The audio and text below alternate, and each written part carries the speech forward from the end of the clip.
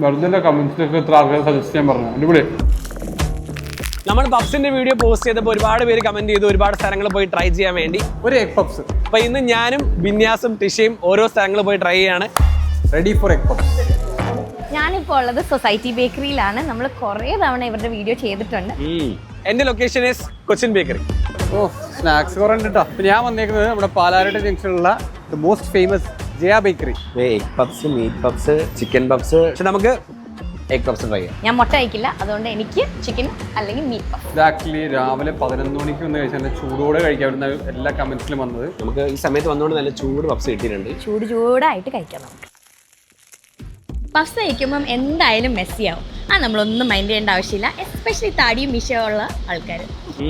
കാരി puffs മാനം കെടുത്തുന്നുള്ളൂ. ഇത്ര taste ഉള്ള ഒരു ഈവനിങ് സ്നാക്ക് വേറെ. പിന്നെ നല്ല ടേസ്റ്റാവും. നമ്മൾ എത്ര ബൈറ്റ് ആയി? 2 ബൈറ്റ് അല്ലേ? കാർത്തിക്കിന്റെ റെക്കോർഡ് 2 ബൈറ്റിൽ പപ്സ് തീർത്താണ്. അപ്പോൾ അത് സാധാരണക്കാർക്ക് പറ്റില്ല. ഞാൻ ഒരു 4 ബൈറ്റ് തീർക്കാണ്ട് നോക്കാം.